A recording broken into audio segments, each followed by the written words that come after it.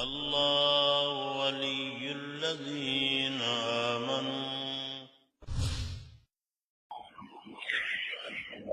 پھر نبی علیہ السلام نے ارشاد فرمایا کہ میں نے تیسری عورت کو دیکھا کہ وہ جہنم میں اپنے پستانوں کے بل لٹکی ہوئی تھی. پوچھا گیا کہ یہ کون؟ نبی علیہ السلام نے فرمایا کہ یہ دنیا میں زنا کی مرتکب ہونے والی، غیر محرم کو اپنے جسم کو ہاتھ لگانے کا موقع جو دیتی تھی اس کو پستانوں کے بل لٹکا دیا جائے گا. آج کے دور میں اس گناہ کا جو سب سے بڑا ذریعہ ہے نا وہ سیل فون ہے. اس گناہ کا اس وقت جو سب سے زیادہ، یعنی ایک زمانہ تھا کہ موسیقی اس کا ذریعہ تھا، پھر ایک زمانہ آ گیا کہ ٹی وی اس کا ذریعہ بن گیا، آج وہ زمانہ ہے کہ سیل فون اس کا ذریعہ ہے.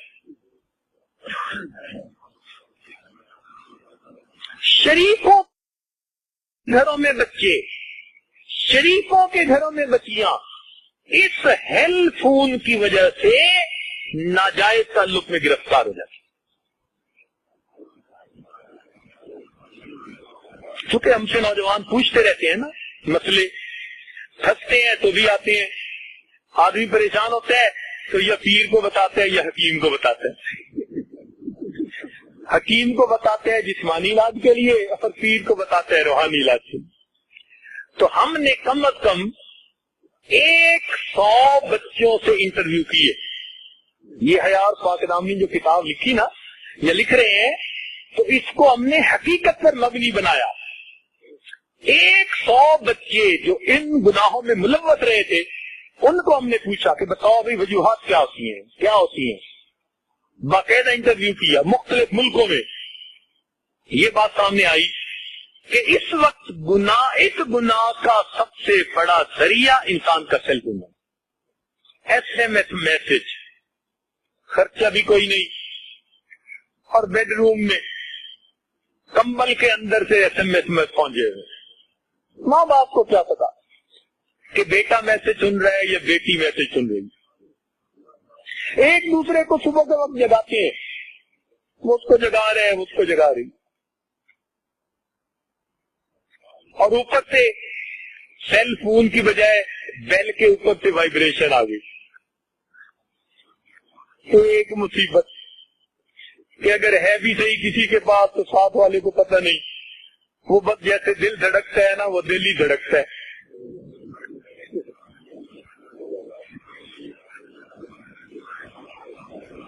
اس لیے اپنے گھروں میں سیل فون کا استعمال لمیٹڈ رکھیے، فقط کام کی حد تک، فقط بزنس کی حد تک. اور آج کل تو مدرسے میں آنے والے چھوٹے چھوٹے بچوں کے ہاتھ میں سیل فون ہے.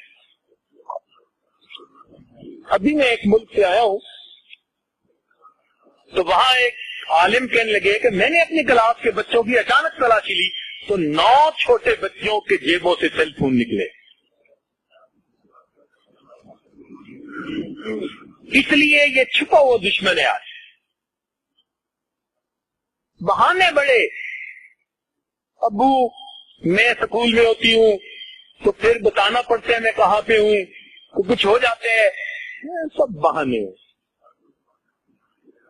سب جھوٹ ہے، مقصد کوئی اور ہوتا ہے. تو کوئی ضرورت نہیں نئے نئے ماڈل کے فون لے کے دینے کی. اور ہمارے سامنے کوئی ایسے کیس آئے کہ جو بد کردار نوجوان ہوتے ہیں وہ خود سیل فون لے کے اس بچی تک پہنچا دیتے ہیں. ماں باپ کو پتہ ہی نہیں ہوتا کہ سیل فون ہے یا نہیں، اس کے ہاتھ میں پہنچا ہوا ہوتا ہے، بل بھی کوئی پے کر رہا ہوتا ہے.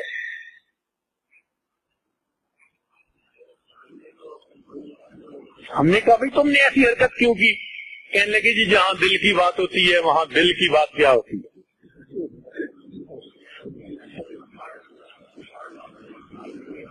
2 مہینے پہلے ایک ملک کا سفر کر کے میں آیا. اس ملک میں ایک باپردہ بچی نے سیل فون کے ذریعے किसी नौजवान के साथ इतना ताल्लुक बढ़ाया कि खुफिया निकाह कर लिया, 3 साल तक माँ बाप को पता नहीं चला, और लड़के लड़की का निकाह, और ये पर्दादार बच्ची है, और नेकोकार घराने की बच्ची है। जब ये वाकयात पेश आने लगे तो फिर समझना चाहिए कि ये किस कदर खतरनाक चीज है। इसलिए इसको मैं हेल खून कहता हूं। ये खून नहीं, ये खून है, इज्जतों का खून है, पक्की बात है। इसलिए इसका दुश्मन बन जाइए और इसको बस मकसद के लिए इस्तेमाल कीजिए, अपने बिजनेस के लिए।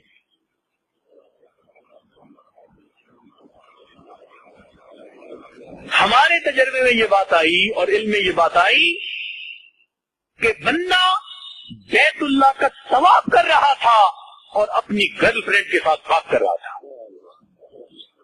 क्या रोना रोए हम।